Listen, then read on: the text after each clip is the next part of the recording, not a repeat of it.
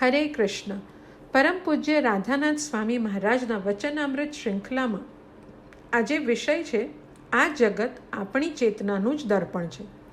આ આખું જગત જેવું આપણું દૃષ્ટિકોણ આપણી ચેતનાનું જ દર્પણ છે. કોઈ પણ આ જગતની પરિસ્થિતિને એક સમાન રીતે નથી જોતું.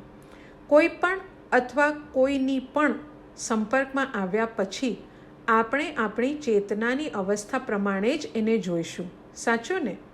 આ જગત આપણા જ પોતાના વ્યવહારનું દર્પણ છે. એક વ્યક્તિ એમ જુએ કે આ સુંદર ગુલાબનું છોડ કેટલા કાંટાઓથી ભરેલું છે.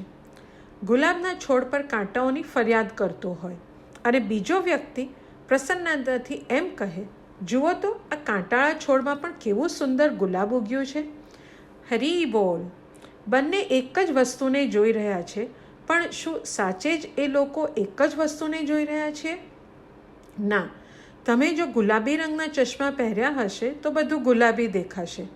પીળા રંગના પહેર્યા હશે તો પીળું, લીલા રંગના પહેર્યા હશે તો લીલું, અને જો પારદર્શી ચશ્મા પહેર્યા હશે તો બધું ચોખ્ખું દેખાશે.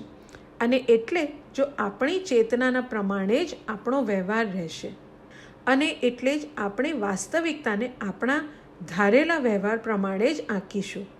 પછી આપણે એવો જ વ્યવહાર પરિસ્થિતિને અનુકૂળ કરીશું જેના પર આપણી ભાવિ કૃષ્ણ ભાવનામૃત અને આપણું જગતનું દૃષ્ટિકોણ નિર્ધારિત થશે. હરે કૃષ્ણ.